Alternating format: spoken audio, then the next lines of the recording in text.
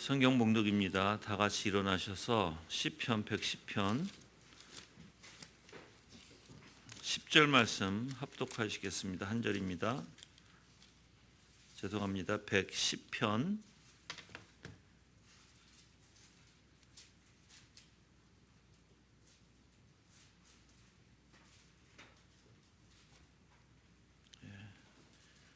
111편입니다. 111편 10절 말씀 다 같이 한 구절 읽겠습니다. 111편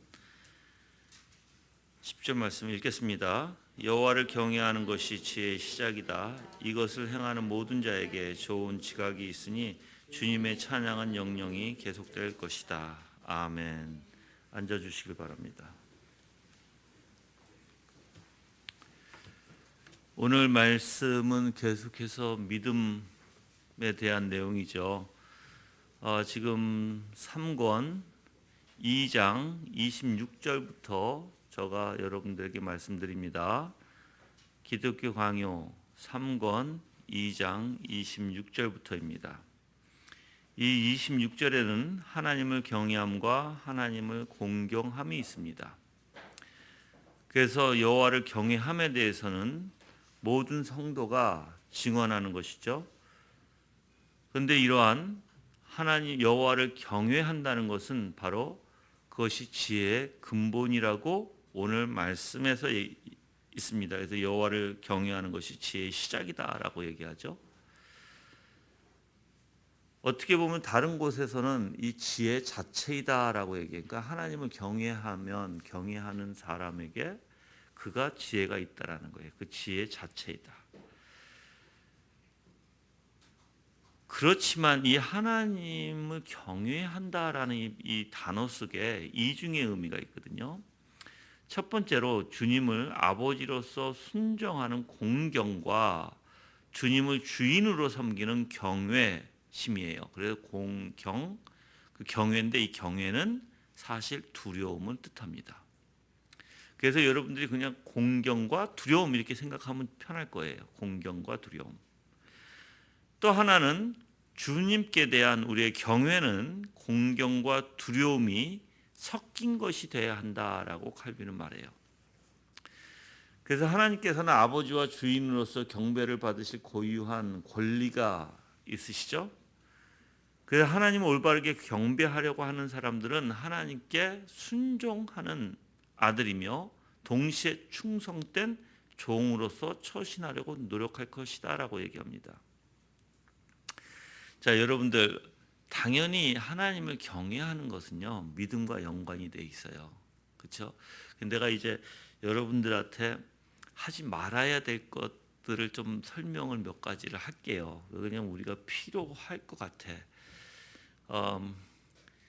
저는 여러분들이 항상 올바른 생각 속에 있었으면 좋겠거든요. 근데 잘못하면, 그러니까는 아주 저도 때로는 잠깐 이 쏠리는 현상, 즉 한쪽으로 딱 하나님 앞에 균형을 잡지 못하고 한쪽으로 확 쏠리는 현상들이 저한테도 있다라는 것을 전 스스로 느껴요. 그래서 제가 쏠리면 성경을 보다가 묵상하다가 또 설교를 준비하다가 그걸 깨닫게 돼요. 내 자신을 점검하다 보니까 내가 한쪽으로 지금 치우쳐 있는 사고이구나 라는 것들을 금방금방 캐치를 할 수가 있어요. 그래서 나는 여러분들에게 하나님을 올바로 경외하려는 사람은 뭐라고 그랬죠? 순종하는 아들이고 충성된 종 이렇게 표현해요. 그러면 하나님을 경외하는 사람, 하나님을 경배하고자 하는 사람은 분명히 충성스러운 자여야 되고 순종하는 자여야 된다는 거예요. 근데 이게 우리가 이걸 남용할 수가 있다는 거예요. 남용. 자, 제가 여러분들에게 이런 기도가 합당한 기도인지 가만히 생각해 보세요. 주님, 저는 정말 무지합니다. 무지해서 아는 것도 없고 저는 죄가 많습니다. 그러니 저 같은 존재, 때로는 게으르기도 하고 때로는 화를 내기도 하고 때로는 내가 원망하기도 하고, 때로는 내가 정말 세상 쪽에 빠져 살 때가 있습니다. 저를 용서해 주시고 그 선하심으로, 자비하심으로, 긍휼하심으로, 그 하나님의 사랑으로 나를 덮어주소서. 올바른 기도일까요? 네? 자, 이제 여러분들이 혼동하실 것 같아. 올바른 기도일 수가 있고요. 이게 올바르지 않은 기도일 수가 있어요. 자, 솔직히 한번 얘기해 보자고요, 여러분들.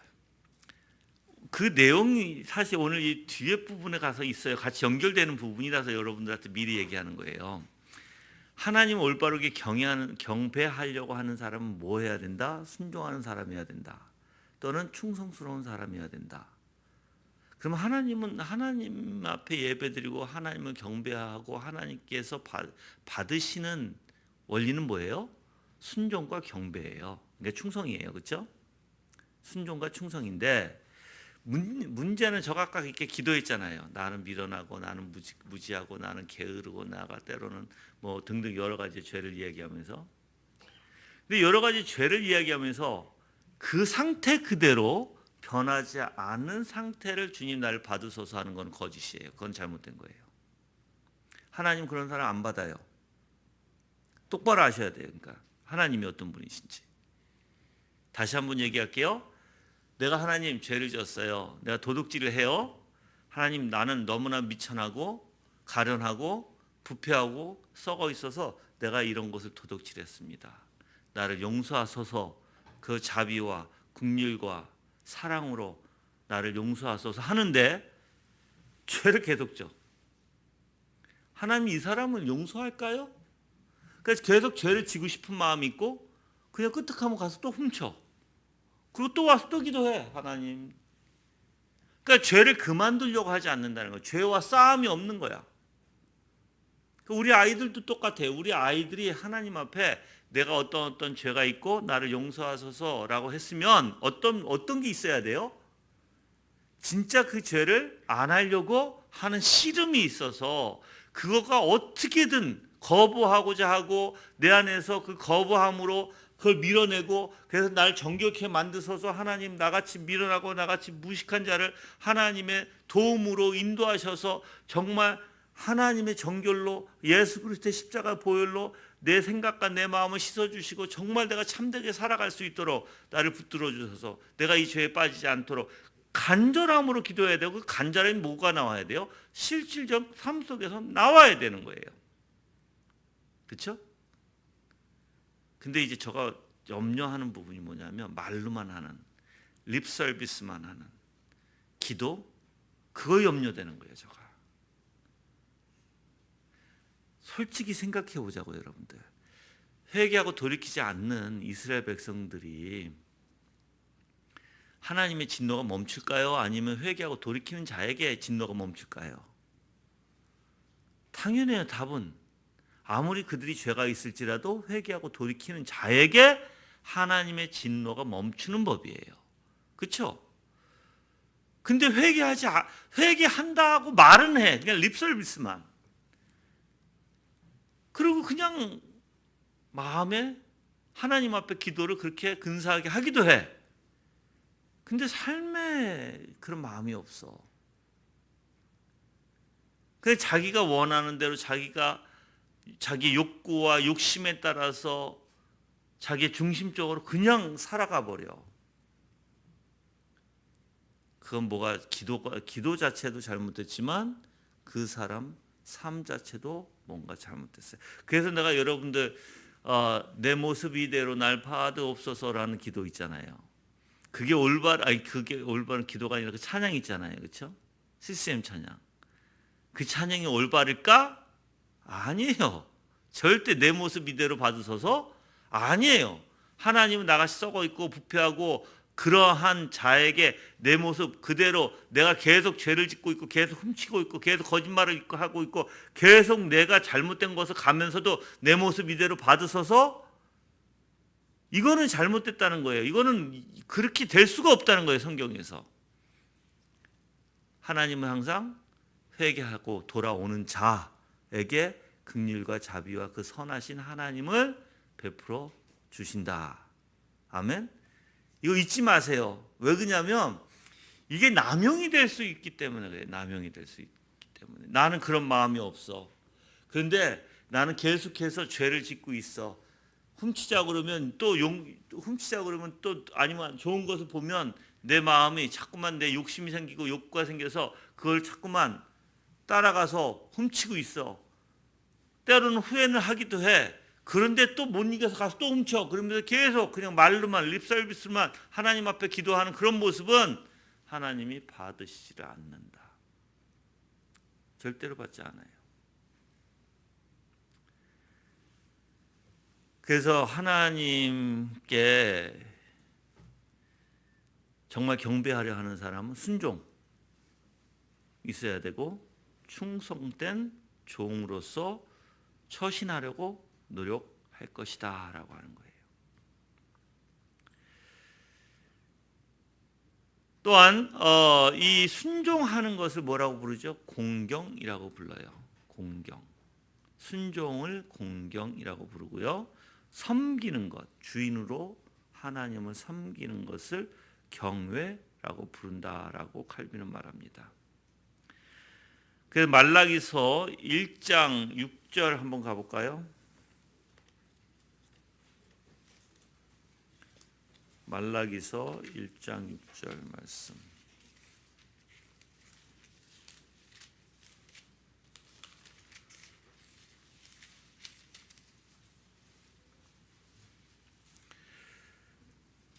만군의 여호와께서 말씀하신다. 아들은 아버지를, 종은 자기의 주인을 공경하는데 아버지인 나를 공경하는 것이 어디 있느냐? 내가 주인인데 나를 두려워하는 것이 어디 있느냐? 너희 제사장들아, 너희는 내 이름으로 멸시하는 자들이다. 그러나 너희는 우리가 어떻게 주님의 이름을 멸시하였습니까? 라고 말한다. 지금 여기서 뭐라고 얘기하는 거예요? 그러니까 이스라엘 백성들이 사실 이걸 보면 어떤 죄에 빠져 있는지도 알아요. 어떤 죄에 빠져 있어요? 자기가 멋대로 자기의 뜻대로 하면서 자기는 하나님 앞에 잘하고 있다고 착각하는 자들이다. 그래서 하나님께서 얘기하는 거예요. 종은 자기 주인을, 아들은 아버지를, 종은 자기 주인을 공경하는데 아버지 나를 공경하는 게 어딨냐? 너희가. 내가 주인인데 너희가 나를 두려워하는 게 어딨냐 얘기하는 거예요. 그래서 여기서 주인을 두려워하는 게 바로 경외예요. 두려움. 그리고 아버지에게, 주인에게 공경하는 거. 그래서 순종을 공경이라 표현한다라는 거예요.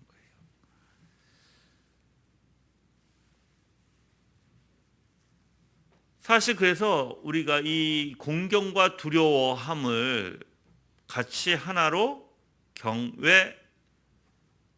경외한다라고 표현도 하는 거예요. 경외한다. 그래서 공경과 두려움이 같이 섞인 것이 경건이 돼야 되고요. 경건. 공경과 두려움이 섞여 있는 것이 경건이 돼야 되고 우리가 그것을 또한 경외라고도 부른다는 것입니다. 그래서 우리의 마음에 이렇게 하나님을 공경하는 것과 두려움이 같이 섞인 것이 당연하다는 거예요. 당연하다. 전혀 이상할 것이 없는 것이다. 그래서 우리가 진짜 하나님이 어떤 분이신지 좀 자세히 생각하는 사람들은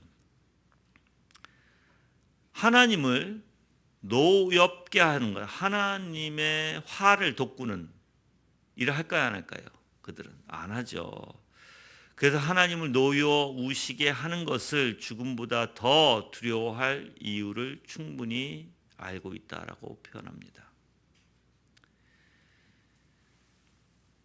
그래서 하나님이 진노하시는 것을 굉장히 싫어하는 사람들이에요. 정말 하나님이 어떤 분이신가를 생각하는 사람은. 근데 하나님은 여러분들 진노 언제 하시죠? 죄로 여러분이 죄 가운데 있고 하나님을 무시하고 할 때 하나님이 진노하세요.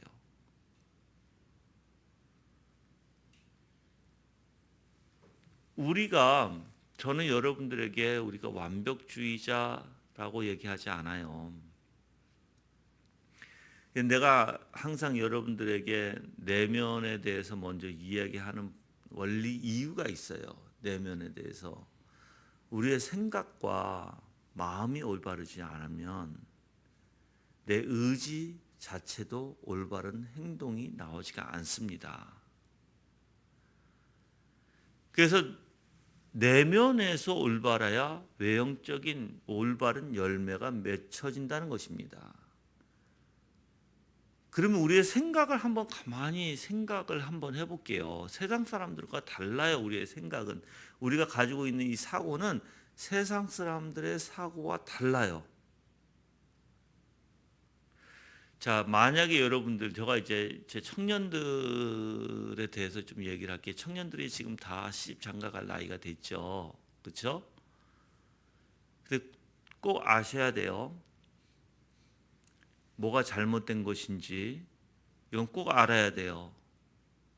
근데 세상 사람들은 그것을 옳다고 합니다. 그래서 너무나 잘 비교할 수 있는 것이라서 얘기하는 거예요. 자,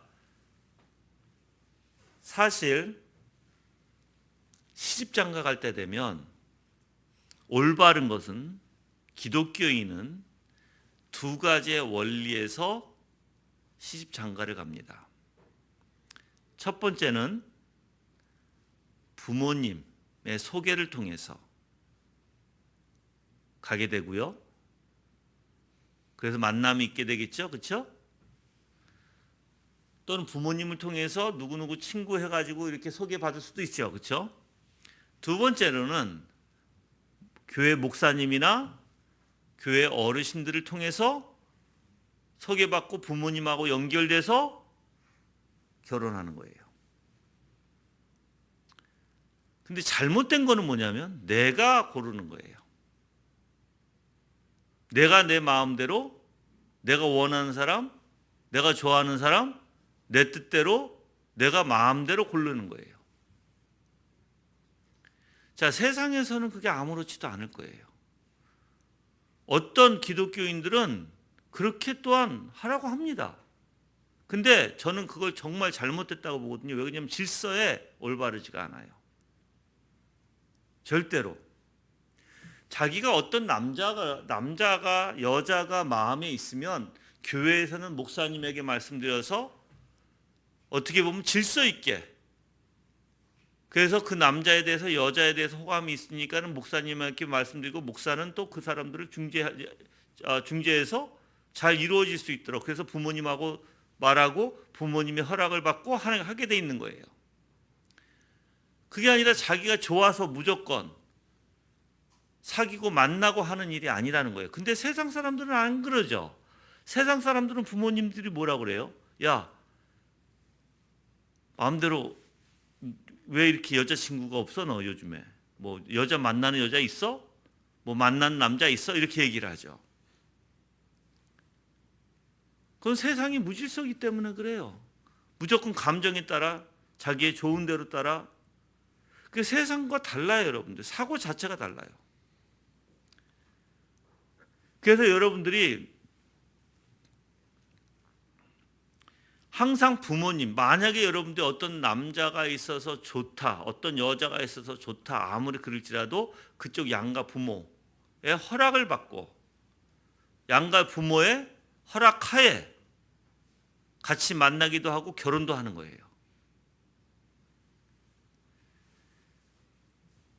여러분들, 기독교의 사고는요 정말 세상 사람들과 달라요. 모든 게 달라요, 여러분들. 그런데 올바른 사고뿐만 아니라 이제 올바른 사고를 가지고 있으면 또 뭐가 있냐면 올바른 처신이 있어요. 그러니까 해결하는 방법이 있어요. 여러분이 멋대로 여러분의 뜻대로 하는 게 아니라 모든 게 질서에 따라 하나님의 선하심 뜻에 따라 해야 되는 거예요. 그 처신하는 방법들을, 해결하는 방법들을. 아무리 내가 손해를 보고 아무리 내가 시간이 걸리고 인내가 있을지라도 하나님의 방법에 맡겨야 되는 거예요. 그리고 하나님 방법대로 해야 되는 거예요. 근데 보통 보면 그러지 않아요. 다 자기가 주장하고 다 자기가 결정을 내고 다 자기가 본인이 알아서 하려고. 그러니까 하나님 앞에 맡기고 하나님을 의지하고 하나님을 인내하고 내가 손해볼지라도 하나님의 뜻대로 우리는 하는데 세상 사람들은 절대 안 그러죠. 기준 자체가 뭐예요? 만약에 손해를 1,000만 원을 보고 2,000만 원을 보고 내가 더 수고해야 되는 일 안 하려고 해요. 그들은 절대로. 어떻게 하면 반대로 자기가 이익을 볼까 하는 생각에 빠지죠. 달라요, 여러분, 세상 사람하고. 그래서 우리의 올바른 사고, 내면에서부터 올바라서 외적으로도 올바른 행동들이 나와야 되는 거예요. 자, 그럼 내면이 올바르려면 믿음이 있지 않고는 절대 올바르지가 않습니다.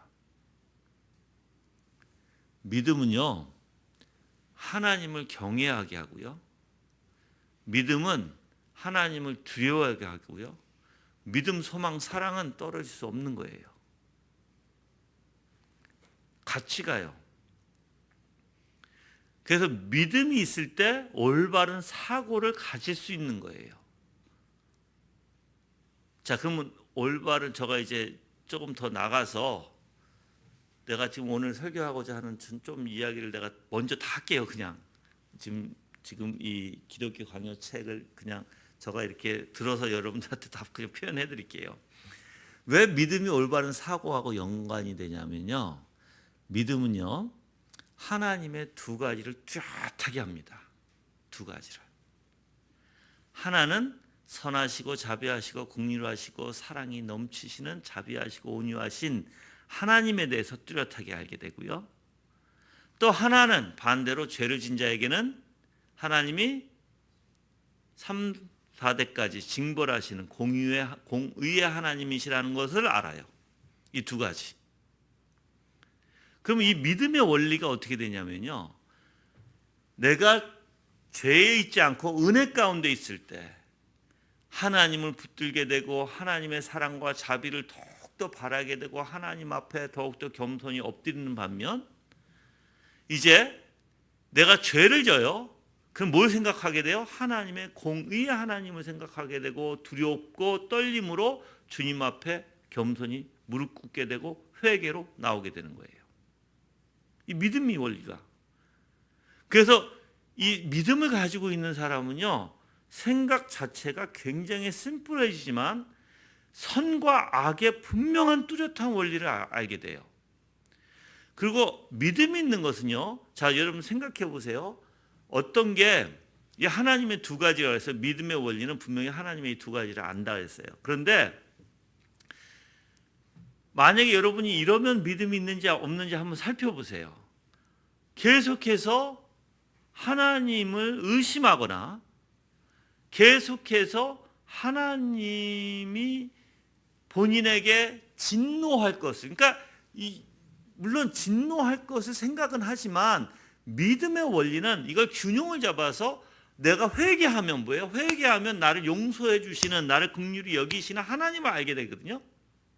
그러니까 내 마음이 겸손해지고 하나님 앞에 죄를 회개하는 마음을 가지고 하나님 앞에 내 죄를 고백하고 내 마음에서 그 죄를 짓지 않으려고 그 죄와 씨름하고 그 죄가 씨름하면서 점점 싫어지는 원리가 있으면 당연히 어떤 하나님을 생각할 것 같아요? 공의 하나님 아니면 선하신 하나님? 당연히 선하신 하나님을 생각하겠죠. 그 약속이니까. 그래서 믿음이라는 것은요, 희한하게 하나님의 사랑과 자비와 긍휼과 온유하심을 굳게 붙들어요. 확 붙들어요.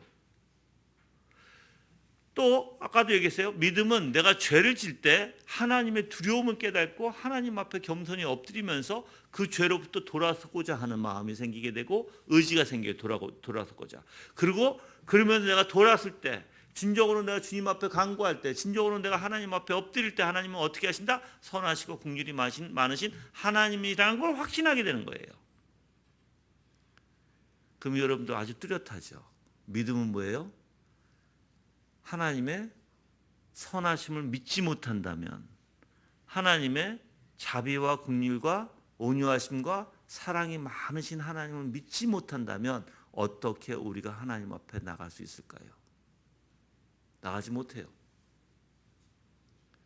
자, 그러면 이러한 믿음이 생기기 위해서는 성경에서는 우리가 얘기하는 우리가 뭐 성경에서뿐만 아니라 말씀이죠. 사실 그런데 우리가 개혁주의의 신학의 원리 안에서는 당연히 은혜의 수단이라고 표현해요. 은혜의 수단을 부지런히 해야 돼요. 믿음이 여러분들이 더 생기기 위해서는. 자, 은혜의 수단이 생각만 하는 건가요? 아니에요. 은혜의 수단은요, 공부하고 듣고 하는 거예요, 여러분들. 기도하고. 그래서 은혜의 수단을 가만히 보시면 저가 은혜의 수단에서 그러니까는 여러분 다 아실 거예요. 은혜의 수단에서 두 가지 원리가 있어요. 하나는 개인적으로 하는 것과 하나는 공동체 안에서 하는 것이 있어요. 공동체 안에서 하는 것은 예배 드리는 거겠죠. 교회에서 말씀을 같이 공부하는 거, 성경 공부를 하는 거겠죠. 교회에서. 그리고 교제를 나누는 것도 거기에 포함돼요. 그럼 교제는 어떤 걸 나눠요? 하나님의 말씀, 하나님이 얼마나 위대하심을 또 내가 깨닫고 묵상한 바를 또 내가 들은 설교들을 같이 나누기 때문에 교제도 포함되는 거예요. 뿐만 아니라 당연히 성찬, 성례도 은혜 수단에 들어가죠. 공동체 안에서. 그렇죠? 근데 개인적으로 하는 거는 기도죠. 성경 공부죠. 개인적으로 묵상이죠. 여러분들이 개인적으로 하는 게 있어야 되고, 근데 거기에 하나 그냥 생각하고 있다 이거는 없어요. 그냥 혼자 앉아서 생각한다 이거는 없어요. 공부하고 연구해야 되는 거예요. 그래서 여러분들이 우리가 생각으로만 하면 옛날에 중세시대 때에 잘못된 로마 카톨릭주의로 빠져요. 여러분들 옛날에는 그게 이제 뭐라고 해요? 생각만 하는 걸 가지고 뭐라고 그래요? 우리는 묵상이라고 하지만 우리는 공부하고 하지만 그들은 명상이라고 얘기해요. 명상. 그래서 원래 로마 카톨릭이 보통 이제 지하 같은 데를 잘 꾸며놨대요. 그리고 지하 같은 데 꾸며놓고 물 떨어지는 소리, 방울 소리죠. 위에서 물이 툭 떨어지면 똥뿅똥 이렇게 하잖아요. 그렇죠? 그 안에 들어가서 명상을 하는 거예요. 그 소리를 들으면서. 자기의 마음의 심신을 가라앉히고 그리고 명상에 빠지는. 근데 우리는 그게 아니에요, 여러분들. 절대로. 우리는 그렇게 명상하는 게 아니라 묵상, 즉 하나님의 말씀을 공부하고 연구하는 거예요. 그리고 공부를 되새겨서 하는 거예요. 계속적으로 올바른 하나님. 그래서 제가 한번 여러분들한테 어떤 분은 잘 아시잖아요. 여러분이 잘 아시는 분이 그런 말 하잖아요. 말씀이 중요합니다. 말씀으로만 하잖아요. 이단들도 말씀으로만이에요. 근데 너무 나는 그게 이해가 안 가는 한 점이 있어요. 내가 여러분들 왜 신조, 교의, 교리가 필요한지를 제가 쭉 적었잖아요. 그리고 또한 그러한 글들을 제가 따다가 또한 여러분들한테 보내주기도 하고 올리기도 해요. 그런데 신조, 교의, 교리가 필요한 게 뭐냐면 우리의 썩은 머리 때문에 그래요. 왜 부패된 머리. 우리가 혼자 앉아서 성경을 말하면 사람마다 각각 설명하는 게 다르고 각각 해석해내는 게 다르기 때문에 이단이 있는 거예요. 이단들도 신천지도 자기네 개혁 한글 개정만 추구하죠. 그들은. 그래서 자기네가 얘기하는 대로 자기네가 다 그 단어별로 따져가지고 어떻게 해요? 그들도 그게 자기네 진리라고 얘기하잖아요. 그들만 그러나요? 여러분들 성경으로 하는 데가 얼마나 많아요. 이단들이. 그렇죠? 그러면 말씀으로 성경으로 합시다 하면은 그게 다 되나요? 아니에요. 그래서 우리의 이 머리를 믿지 말아야 되는 거예요. 그래서 왜 신조가 있고 교의가 있고 교리가 있는지 우리가 모르니까, 그래서 왜 그들이 그때 당시에 신조를 만들었는지, 이단을 분별하기 위해서 신조를 만든 거거든요. 니케아 공의에서도 봐요. 321년에 아리우스하고 논쟁이 그거잖아요. 그럼 우리는 뭘 중요시 여겨야 돼요? 말씀을 중요시 여겨야 되지만, 어떠한 말씀, 신조에 입각한 개혁주의 교의에 입각한 개혁주의 교리에 입각한 말씀으로 봐야 될 거 아니에요. 그렇죠? 그래서 여러분이 생각한다? 그럼 잘못돼도 한참 잘못된 거예요, 여러분들. 그 개혁주의, 왜 주석을 볼지라도 왜 개혁주의 주석을 봐야 돼요? 다르니까. 자유주의자들이 쓴 주석을 보면 어떻게 될까요? 다르죠. 완전 달라요, 여러분들. 해석 자체가 다른데? 그럼 뭘 가지고 판명해야 될까요? 당연히 말씀이 가장 우선이에요. 당연히 말씀이에요. 이 말씀에 근거한 신조, 이 말씀에 근거한 교의, 이 말씀에 근거한 교리가 중요하다는 거예요, 여러분들. 여러분의 마음대로 여러분이 혼자 생각하고 혼자 묵상하면서 혼자 막 상상을 펼쳐서 만들어내는 게 중요한 게 아니에요. 그럼 여러분들 개혁교회는 개혁해야 되겠죠. 개혁교회는 매번 개혁해 나가야 돼요. 그렇죠? 어떻게 개혁해 나가야 되나요? 근데 참 보면은 답답해요, 사람들이. 여러분들 개혁이 뭔지 아세요? 개혁? Reformed? 아니면 우리가 얘기한 Revival이라는 단어? 여러분들이 이 교회가 개혁되어지려면 먼저 내 자신이 개혁되어져야 돼요. 끊임없이 내 내면에서 내 자신을 하나님의 형상으로 바꿔가는 그런 개혁이 있어야 돼요. 끊임없이 하나님 앞에 전진해 나가는 그런 개혁이 있어야 이 교회가 다 개혁되어지는 거예요. 그거 없이 무슨 개혁? 나가서 운동하는 게 개혁인가요? 나가서 촛불 들고 나가서 촛불 시위하는 게 개혁인가요? 교회가 말하는? 그게 아니잖아요.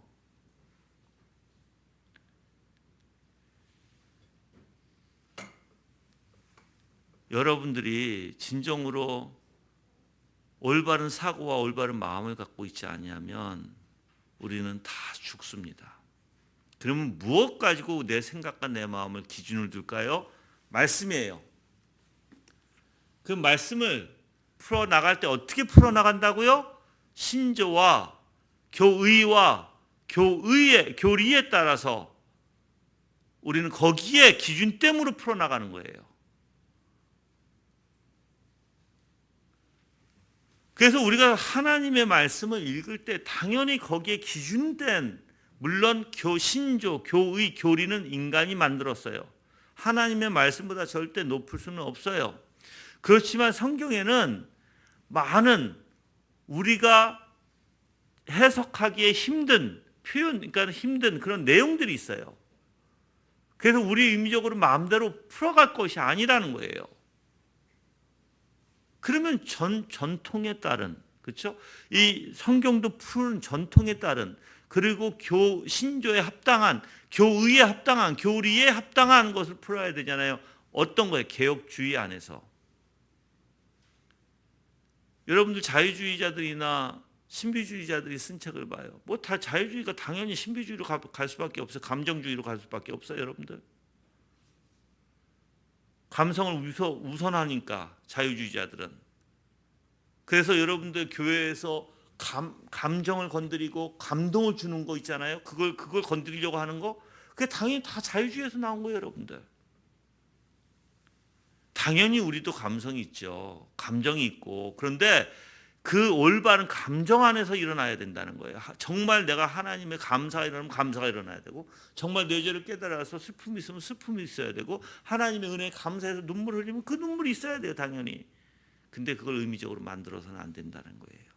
인간의 감정을 건드려서 감동시키는 원리에서 하나님의 말씀이 성령께서 하시는 것이 아니라, 그건 잘못됐다는 거예요, 여러분들. 그 믿음이라는 것은 하나님을 확신하는 데 있다라는 거예요. 하나님은 올바를 알고 그 올바를 안 하나님을 확신하는 데 있다. 그 올바른 하나님은 그래서 배우는 거예요, 여러분들이. 그래서 내가 얘기했잖아요. 베레아 사람들은 어떻게 배웠다고요? 어떻게 바울이 설교한 것을 가지고 어떻게 했다고요?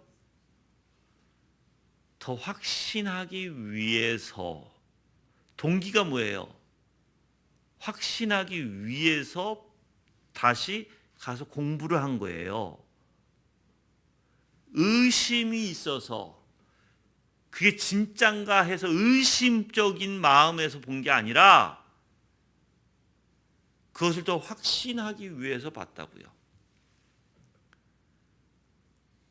근데 우리가 그런 것들을, 우리가 하나님을 정말 알고 싶은 마음이 있는가부터 따져 물어야 되는 거예요, 그거는. 근데 그것도 따져 묻지 않고 내 주장과 내 생각이 앞서서 내 주장과 생각을 먼저 말하고 내 주장과 생각을 어필하기 위해서 말하는 것은, 그건 뭐가 잘못되지. 그건 꼭 이스라엘 백성과 똑같은 거예요. 광야에 나가서 자기의 요구하는 대로, 자기의 뜻대로, 자기가 생각대로, 자기가 원하는 대로 모세에게 뭐예요? 무조건 따져 묻고 모세에게 무조건 외쳐버리고 모세에게 무조건 해라, 무조건 줘, 이랬잖아요. 그 원리와 뭐가 달라요, 그거? 그래서 여러분들이 만약에 여러분 자신이, 칼빈이 얘기한 걸 간단하게 읽어드릴게요. 자유롭게 죄를 짓고자 하는 육의 욕망은 너무나 걷잡을 수 없어서 어떤 방법으로든지 그것을 억제하려면 우리는 우리를 자기 능력 아래서 살게 하신 주님께는 모든 불의를 미워하신다는 것을 즉시 생각해야 한다, 이렇게 얘기했어요. 즉 죄를 짓고자 하는 욕망이 있어요. 우리는 그게 걷잡을 수 없어. 어떤 방법으로든 여러분들이 그걸 억제하려면 살아계신 하나님의 능력 안에서 불의를 미워하신다는 그 하나님을 생각해야 된다는 거예요. 하나님이 얼마나 그 죄를 미워하실까, 그 불의를 미워하실까, 내 육적인 욕망을 얼마나 싫어하실까. 근데 여러분들, 저도 그렇고요, 우리 성도들도 마찬가지일 거예요. 하나님이 여러분의 인생에 분명히 테스트를 하세요. 테스트. 자, 이 테스트, 시험에는 두 가지가 있습니다. 시험에는 하나는 여러분 자신 안에 있는 욕망, 욕구를 사탄을 허용하심으로써 그 욕구, 욕망을 시험하실 때가 있어요. 그거는 템테이션이라고 얘기해요. 여러분들에게 또 하나의 테스트는 여러분들의 믿음을 돕기 위해서, 더 굳건하게 시켜주시기 위해서 하나님이 때로는 환경을 통해서, 사람들을 통해서 어렵게, 욥을 생각해 보시면 알아요. 그거는 그렇게 어려운 상황에 처해 있게 하실 때가 있어요. 근데 참 비참한 게 뭐냐면, 내 안에 있는 욕구, 욕심, 욕망, 정욕을 시험하실 때 우리가 거기에 홀라당 넘어가 버리는 거예요. 근데 넘어갈 수 있어요. 우리는 우리의 힘으로 그걸 지켜낼 수가 없어요. 근데 문제는 뭐예요? 돌아오는 거거든요. 빨리 그걸 깨닫고 돌아와야 되는데 희한하게 깨닫지 못하고 그냥 마냥 그 길로 가버리는 게 문제예요. 여러분들 근데 우리가 언제 만족한지 아세요? 그 욕구를 다 채우고 욕구가 나를 배반할 때. 내가 욕심을 다 채웠어. 내 정욕을 다 채웠어. 근데 그 정욕이 그 내가 원했던 게 나를 배반할 때 그때서야 돌아오려고 조금 정신 차릴까? 근데 사실 칼빈은 뭐라고 얘기하냐면요. 하나님의 손으로 그냥 한 대 맞아야 된다. 한 대 맞아야 정신 차리고 그때 조금 정신 차릴까? 그런 표현을 해요. 칼빈이. 인간이 얼마나 그 유혹에 빠져서 정욕에 빠져서 욕망에 빠져서 행하는지. 근데 여러분들 교회 왜 다녀요? 우리의 욕망대로 하려면, 내 정욕대로 하려면, 내 욕구대로 하려면 내가 왜 교회 다녀? 교회는 그런 곳이 아니에요. 여러분이 교회 와서 배우는 게 뭐예요? 여러분의 욕망과 정욕과 여러분의 모든 욕심, 여러분의 중심을 십자가에 못 박고 내가 사는 것이 아닌 것을 배우려고 하는 거예요. 오직 내 안에 살아계신 나를 사랑하사 자기 자신을 십자가에 내어주신 그 예수 그리스도를 믿는 믿음 안에서 살기를 원해서 이 교회 나오는 거예요. 아멘?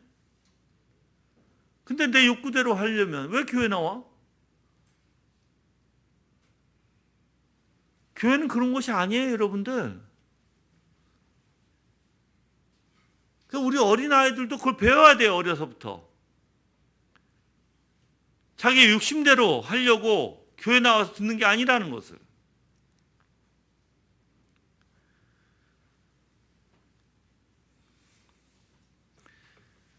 그래서 칼빈이 26절에 마지막에 이렇게 얘기합니다. 악한 생활을 함으로써 돌이키지 않는 거죠. 그러니까 아까도 얘기했어요. 하나님의 분명히 우리가 회개하고 긍휼과 자비는 언제 일어난다고요? 돌이킬 때, 회개하고 돌이킬 때 하나님께서 그에게 긍휼과 자비를 베풀어 주시는 하나님이에요.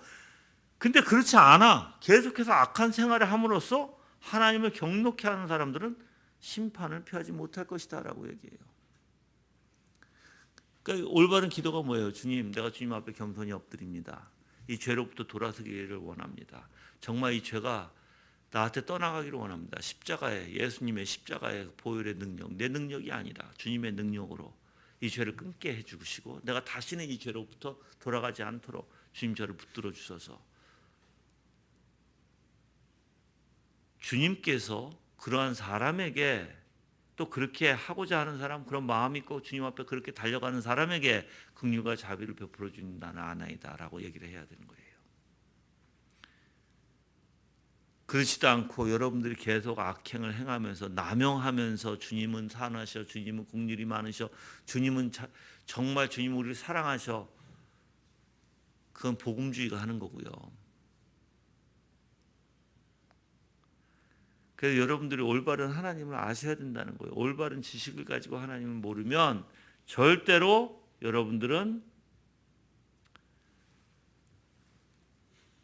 올바로 하나님을 알 수가 없다라고 얘기하는 겁니다. 자, 27절에 보면 이제 자녀로서의 두려움과 비굴한 두려움에 대해서 얘기합니다. 자녀로서의 두려움, 종의 두려움. 그렇게 얘기하는 게 편하겠죠? 자녀로서의 두려움이 맞는 거예요. 그렇죠? 예. 자, 게다가 요한은 이제 요한일서 4장 8절을 볼까요? 요한일서 4장 8절.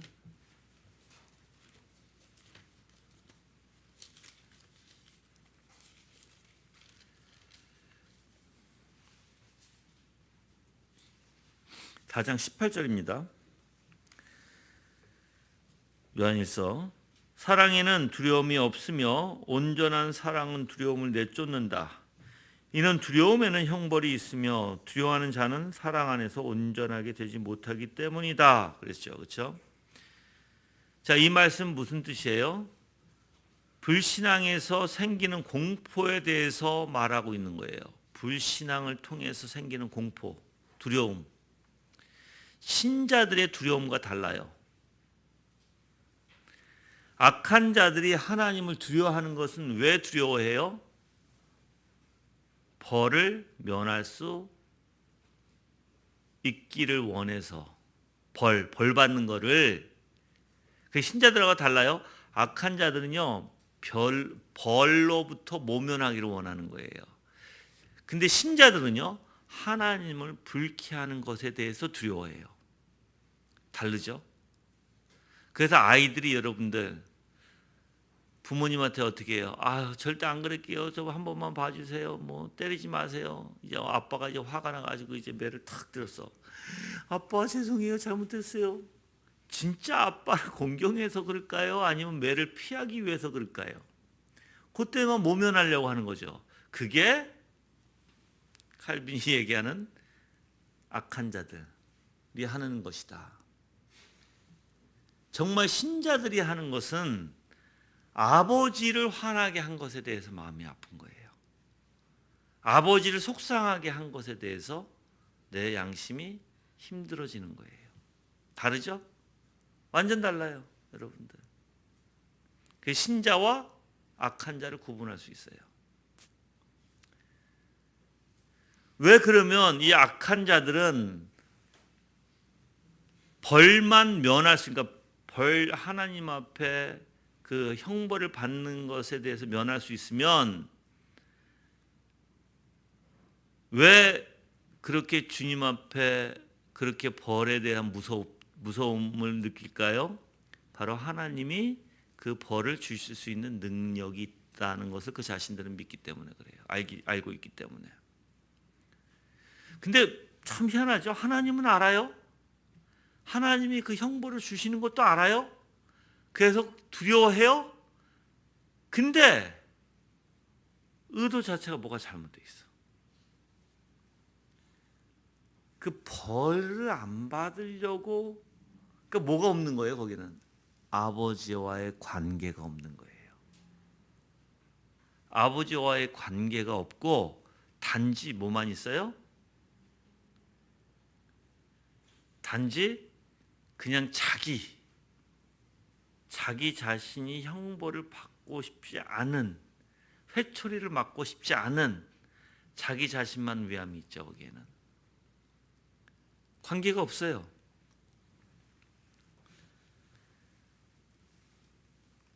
그런데 신자들은, 성도들은 하나님을 노엽게 하는 것을 벌 받는 것보다 더 두려워합니다.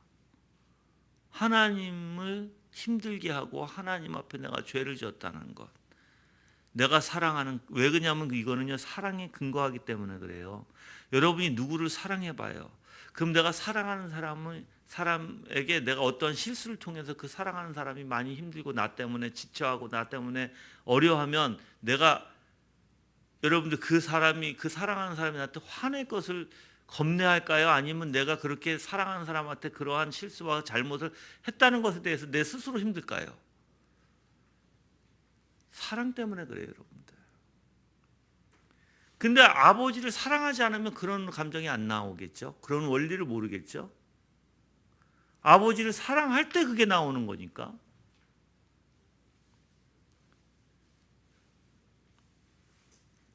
그래서 아버지를 노엽게 하는 것이 굉장히 두려운 것이고, 혹시 아버지가 나를 버리지 않을까 하는 두려움이 굉장히 큰 거예요, 이들에게. 벌 받는 게 중요한 게 아니라. 예. 그래서 에베소서 5장 6절에 보면 바울이 이렇게 얘기해요. 에베소서 5장 6절.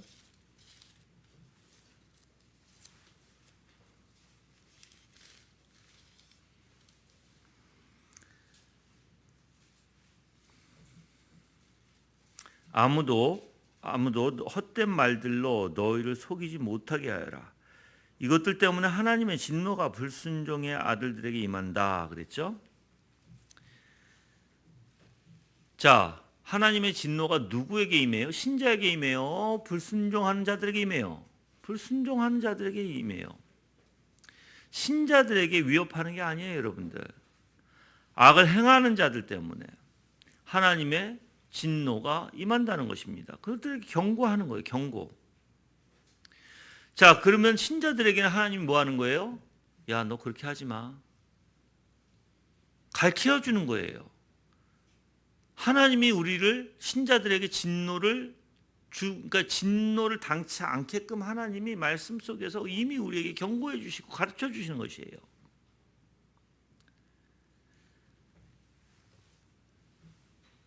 그래서 칼빈은 이렇게 얘기해요. 제가 직접 읽어드릴게요. 사악한 자들, 악인들은 단순한 위협, 이렇게 경고, 경계, 또 이렇게 우리가 경책으로만 정신 차리는 일은 드물다 이렇게 얘기해요.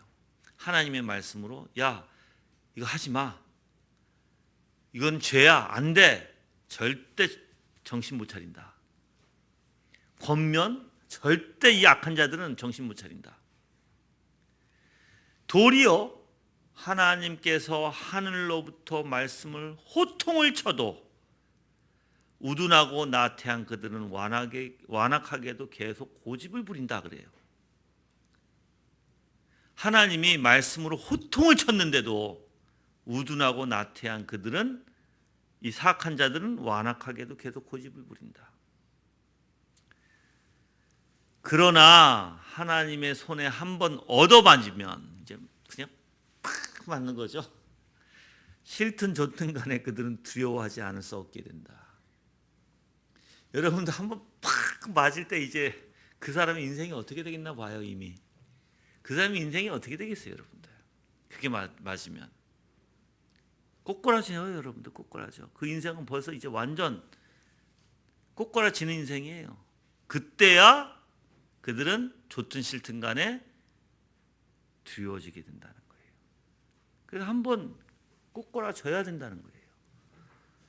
무서운 말이에요, 여러분들. 이거 하나님이 말씀으로 경계하고 경책하고 정말 호통 속에 여러분이 돌이키면 그래도 감사하죠. 근데 그게 아니라 이제 하나님이 손으로 치실 때, 여러분들 손으로 친다는 게 무슨 의미인지 아시죠? 하나님의 권능으로 하나님의 여러분의 인생을 찢어놓는 거예요. 완전히. 그때는 싫든 좋든 간에 두려워하지 않을 수 없게 된다는 거예요, 여러분들. 굉장히 무서운 말이에요. 저는 이 말이 무슨 말인지 알아요. 내가 당해봤고 내가 해봤으니까.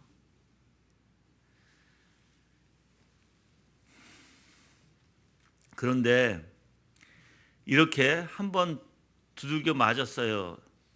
이 두려움, 그 사람이 이제 두렵게 느껴져. 이 두려움이 칼빈은 비굴한 두려움이라고 말합니다. 비굴한 두려움.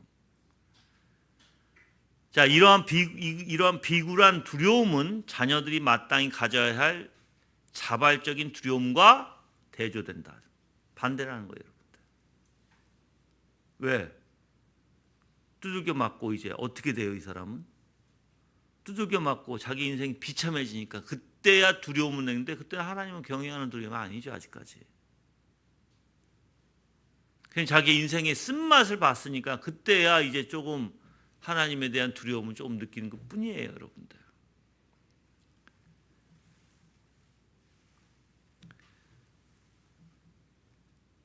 그래서 어떤 사람들은 그러한 비굴한 두려움을 통해서 이제 합당한 두려움으로 만들려고까지 해요. 비굴한 두려움을 통해서 합당한 두려움으로 만들려고까지 해. 근데 여러분들 좋은 게 뭐냐면 말씀으로 깨닫는 거예요. 그게 가장 좋아요. 권면할 때, 경책할 때, 말씀을 들을 때 깨달으세요. 그래서 우리가 깨닫기 위해서 성경 공부를 하는 것이고 예배를 드리고, 예배의 말씀이 핵심이잖아요. 예배 가운데 뭐가 핵심이에요? 이 말씀 전하는 게 핵심이잖아요. 여러분들, 제가 이거 얘기하고 이제 마칠 텐데,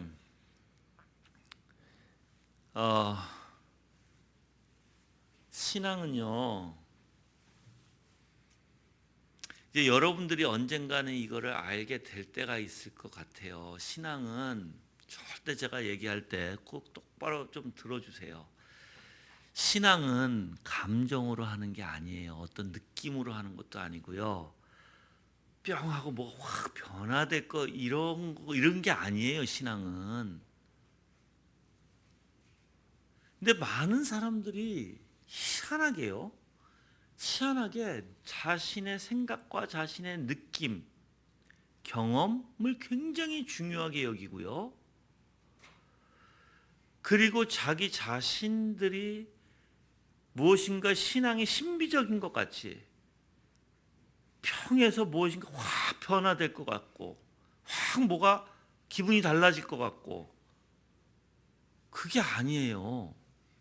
그런 것을 추구한다면 여러분들은 처음부터 단추를 잘못 낀 거예요. 신앙, 믿음은요, 하나님을 확신하는 것 외에는 없어요. 하나님을 확신하는 거예요. 그것밖에 없어요. 근데 확신하는데 뭐가 평 생기고 뭐가 막 느낌이 있고 뭐가 막 황홀감이 있고 그런 게 아니에요. 하나님을 확신할 때 그분이 어떤 분이신지 그분이 얼마나 선하신 분인지 확신할 때 내가 그 확신을 통해서 하나님이 선하신 걸 확신하고 하나님이 날 사랑해 주시는 걸 확신하고 하나님이 자비로운 걸 확신하고 하나님이 나한테 긍휼히 베풀어 주시는 걸 확신할 때 내 생각과 내 마음이 하나님 앞에 쏠리게 되고 내 생각과 내 마음이 하나님을 의지하게 되고 그게 세상 것보다 세상의 다른 어떤 것보다 그 선하심이 너무 좋은 것을 알게 돼요. 세상이 줄 수 없다라는 거예요. 하나님의 것은 하나님의 사랑은 세상이 줄 수 없는 사랑이라는 걸 알아요. 그래서 내가 기뻐하는 거예요.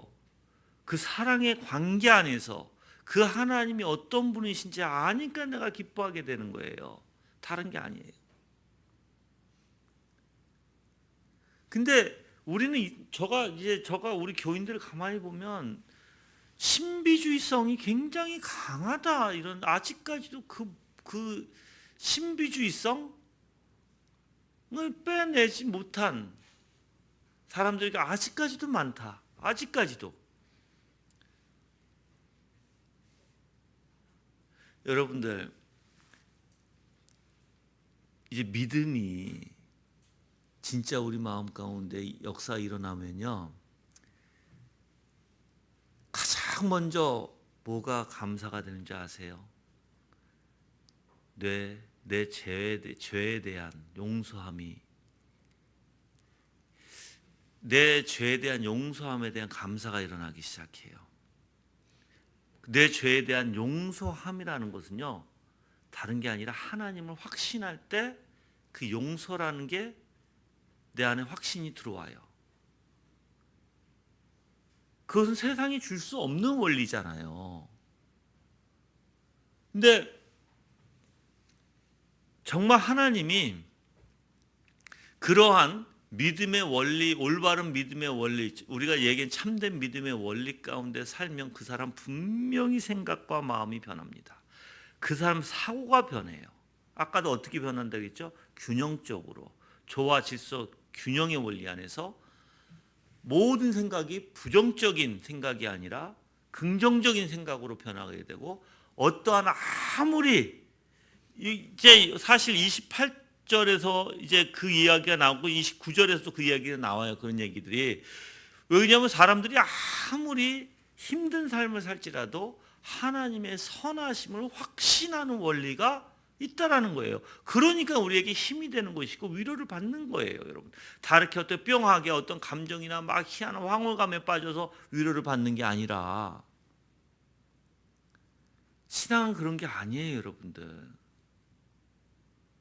그냥 하나님을 확신하는 데 있어요. 그분이 어떤 분이신지.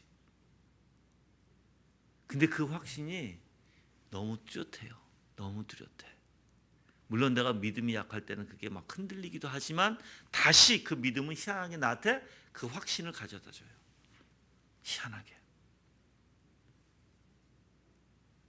그래서 여러분들이 착각하지 말아야 될 게 하나 있어요. 나 요거 간단하게 얘기를 할게요. 얘기하다 보니까 계속 나오는데, 여러분, 사라가 믿음이 있다고 얘기하죠. 아브라함은 믿음의 아버지예요. 사라는 사실 믿음의 어머니라고도 불려요. 그렇죠? 근데 여러분들, 사라가 하나님 앞에 죄를 졌어요, 안 졌어요? 어떤 죄를 졌어요? 믿지 못하는 죄를 졌어요. 근데 가장 먼저 이것부터 얘기할게요.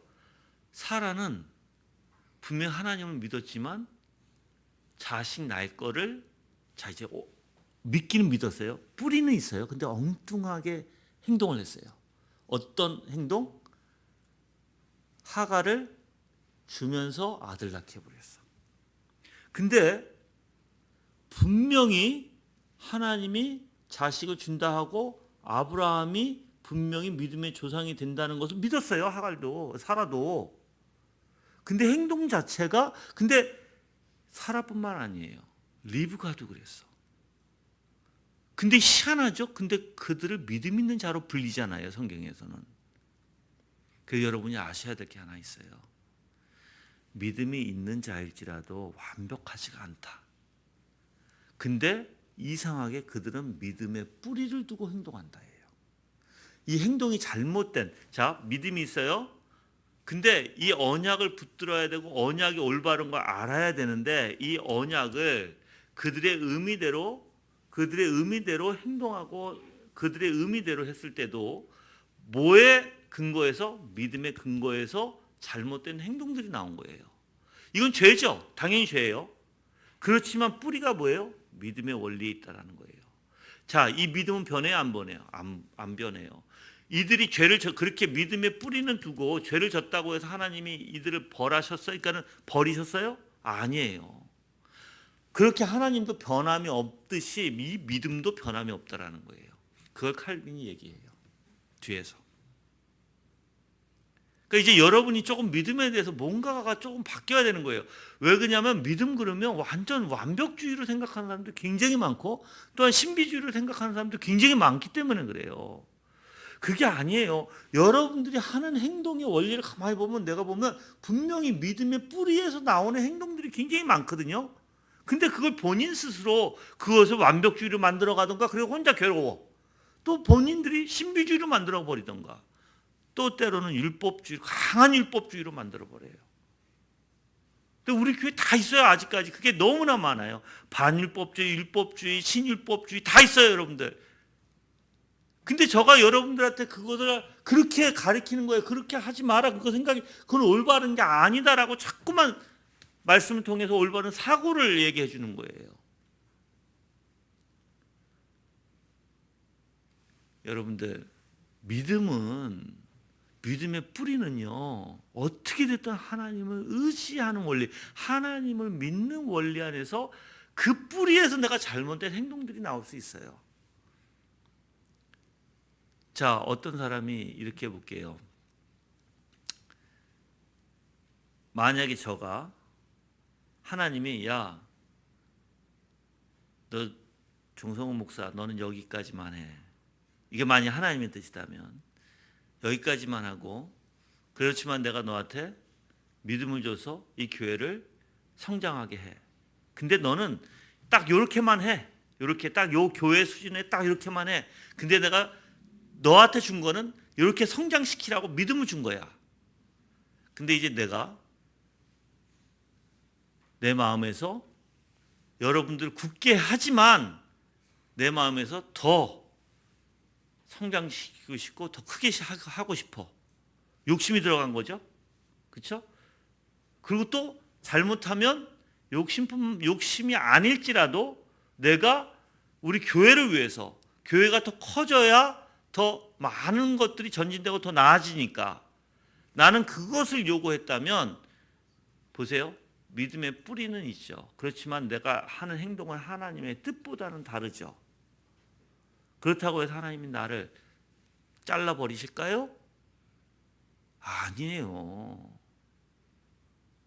여러분들이, 그래서 여러분들도 미스테이크 할 때가 있어요. 잘못 깨닫고 잘못 알아요. 그래서 여러분이 하나님의 말씀을 묵상하고 공부하는 이유가 뭐예요? 최대한 그 믿음이 올바로 내 의지대로 내 뜻대로 하지 않고 정말 성령의 놀라운 역사로 그대로 하나님의 뜻대로 하기를 원하는 그걸 취하기 위해서 공부하고 배우는 거예요, 여러분들. 그래서 하나님이 어떤 분이신지 더 확신을 갖는 원리예요. 하나님을 더 확신하면 할수록 그런 미스테이크가 점점 없어져 가는 거예요, 여러분들. 하나님을 확신하지 못하면, 근데 믿음이 아닌 것은요, 하나님을 확신하지 못해요. 하나님이 선하신 하나님이라는 것을 확신하지 못해요. 계속해서 선하신 하나님, 나한테는 선하지가 않은 것 같아. 나한테만큼은 이상하게 하나님이 굉장히 두려운 하나님으로만 와. 그건 뭐가 이상한 거예요. 지금 믿음에 뭐가 핀트가 안 맞는 거예요. 지금 그거는. 그냥 하나님 그러면 당연히 그 하나님이 나한테 얼마나 은혜로우신 하나님인지, 감사하신 하나님인지 알게 돼요. 왜? 그 하나님이 내 죄를 용서해 줬는데. 죄 용서 없이 믿음이 있어요, 여러분들? 믿음이 있으니까 죄 용서가 원리가 있는데 그 떨어질 수가 없는 거예요. 근데 그 하나님이 어떤 분이세요? 선하신 분이잖아. 그러니까 나는 여러분들하고 이렇게 내가 매번 느껴요. 내가 공부를 하면서 성경을 보면서도 내가 이런 걸 묵상하면서도 기독교 강요를 다시 한번 읽고 또 읽고 읽으면서 이 의미와 뜻을 내가 다시 되풀이하면서 할 때 하나님이 많은 것을 깨닫게 해주고 우리 성도들한테 필요한 말씀이 무엇인지 나한테 깨닫게 해줘서 말하는 거거든요. 근데 내가 의문점이 항상 있어요. 왜 나한테 자꾸만 이런 말씀을 주십니까? 이유가 뭡니까? 뭘 것 같아요? 여러분들을 먹이시려고, 여러분들에게 올바른 걸 가르치시려고. 그래서 하나님이 저한테 깨닫게 해주시고 우리 교회에 필요한 말씀들을 주게 돼 있는 거예요, 여러분들. 그럼 하나님이 여러분들을 지금 버리시려고 하나요? 아니잖아. 버리시려고 하는 게 아니라 하나님이 여러분들을 올바로 세우기 위해서잖아. 그래서 말씀을 듣고 여러분들이 여기 솔직히 여러분들이 걸어왔죠. 근데 그걸 주장해 주신 분이 누군데요? 이 자리에 오게끔 해 주신 분이 누군데요, 여러분들? 하나님이 인도가 아니면 여러분들 절대 그거 못합니다. 세상적으로 가버리지. 진짜예요, 여러분들 그거. 왜? 여러분들은 본성 자체가 하나님을 싫어해요. 하나님의 것을 싫어하는 인간들이에요, 우리는. 본성 자체가. 그래서 여러분들이 하나님이 얼마나 자비로우시고 은혜로우시고 지금까지도 여러분들을 붙들고 계시면서 가르쳐 주시고 또 긍휼히 여겨주시면서 오늘도 여러분들 죄진 게 많죠? 그럼에도 불구하고 하나님이 가르치시려고 하잖아. 그럼에도 불구하고 하나님이 여러분들에게 말씀을 주시잖아. 그게 얼마나 감사한 건데요, 여러분들. 저는 사실 제가 아는 하나님은요, 정말 좋으세요. 정말 좋으시고 정말 나 자신을 나를 내가 아무리 죄를 졌다 해서 나를 버리시는 분이 아니에요. 나를 때리시던 깎아내리시던 쓴맛을 보게 하시던 고쳐서 쓰시는 분이시지 절대 나를 버리시는 분은 아니다라는 거예요. 아멘. 여러분 나한테만 그럴까요? 하나님이 아니에요. 여러분들한테 마찬가지예요. 중요한 것은 정말 중요한 것은 하나님이 어떤 분이신가 여러분이 아는 거예요. 저에서 너무너무 마음이 아프고 힘든 게 한 사람씩 하나님 앞에 이런 하나님을 모르고 자기의 생각에 빠지고 자기의 정욕에 빠지고 자기가 자기의 뜻대로 하나님 앞에 등 돌리는 사람들. 정말 힘들어요, 여러분들. 그게 그렇게 중요한 게 아니거든요. 여러분 인생 모르겠어요. 기독교인으로서 인생을 기독교인으로 얘기할게요. 기독교인들이 인생을 살면서 참된 믿음이 있는 사람들이 인생을 살면서 살수록 세상은 정말 헛되고 헛된 것을 깨달아요. 솔로몬이 얘기했죠. 사실 솔로몬뿐만 아니라 존 오웬도 얘기를 해요. 그 부분에 대해서. 이제 내가 가서 하나님과 영원한, 그래서 이제 칼빈도 그 얘기하거든요. 믿음은 지금 현재보다는 내세에 있는 영원성, 영원한 것을 추구하는 게 믿음이다라고 얘기해요. 현세에서 하나님 절대 약속 안 하신 게 있다라는 거예요. 그게 뭐예요? 내가 이 땅에서 잘 된다는 걸 약속 안 하셨다는 거예요. 이 땅에서는 우리가 힘들고 지치고 어려울 수 있다라는 거예요. 근데 하나님이 뭐를 확신하게 우리한테 언약을 주셨어요? 내세. 그 내세에 하나님께서 분명히 영광 가운데 우리를 완벽하게 만드실 것이고, 우리를 완벽하게 축복으로 채워주실 것이고, 우리를 완벽하게 예수 그리스도의 의로 입혀주실 것을 분명히 약속해 주셨어요. 그래서 믿음이라는 것은 이 현재에 우리가 살고 있지만 바로 내세를 향해 있는 것이 믿음이다라고 얘기합니다. 저는 여러분들이 그러한 믿음을 갖기를 바라요. 그래서 이 땅에 지금 있는 건, 그걸 알 때 이 땅에 지금 있는 것들이 다 소용이 없다는 걸 깨달아요. 다. 진짜 소용이 있는 건 하나님의 관계 안에서 하나님을 더욱 알아가는 거예요. 그거는 이 땅에서뿐만 아니라 내세에서도 중요한 거니까. 천국 가면 여러분들 이제 하나님 앞에 영화 가운데 가면 뭐 어떻게 알았어요? 하나님 아는 거 외에는 없어요, 여러분들. 하나님을 알면 알수록 찬양하고, 하나님을 알면 알수록 경배하고, 그 일밖에 없어요. 거기는 온통 하나님을 알아가는 원리예요. 거기는. 그리고 알아가면서 그게 그대로 적용돼서 내 행동에, 행위에, 내 삶에 묻어나는 거예요. 천국이라는 데가. 그게 이 땅에서부터 시작을 하는 것이고요. 그러니까는 믿음이라는 걸 다르게 생각하지만 신앙이라는 걸.